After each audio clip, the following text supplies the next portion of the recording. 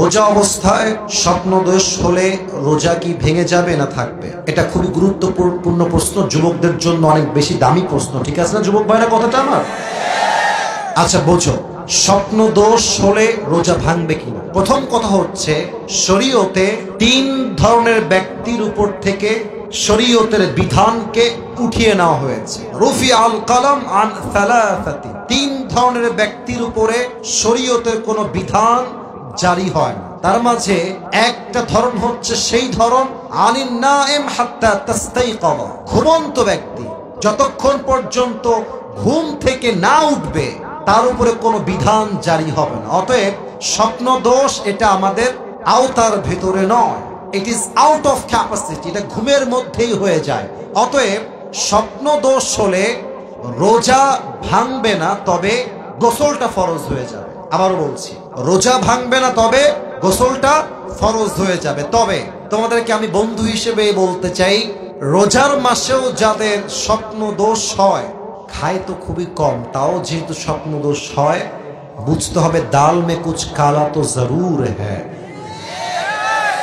এই কালাটা কি? কালাটা হচ্ছে সারা দিন মেয়েদের চিন্তা করে, সারা দিন বাজ চিন্তা করে, সারা দিন মেয়েদের ভিডিও দেখে বেড়ায়। কথা ঠিক আছে কিনা বলো?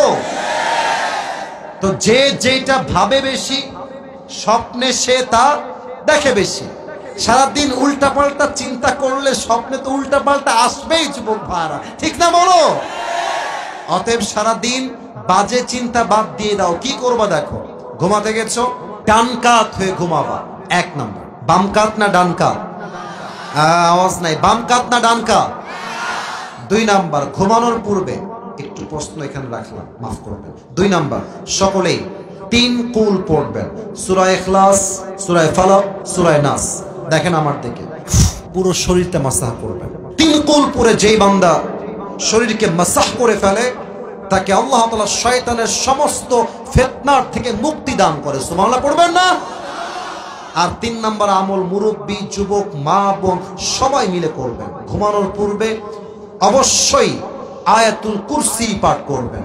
আয়াতুল কুরসি পড়ে যে বান্দা ঘুমিয়ে যায়, তাকে প্রোটেকশন দেওয়ার জন্য, তাকে গার্ড দেওয়ার জন্য আল্লাহ তাআলা নিজেই ফেরেশতা নিযুক্ত করে দেয়। সুবহানাল্লাহ পড়েন সবাই।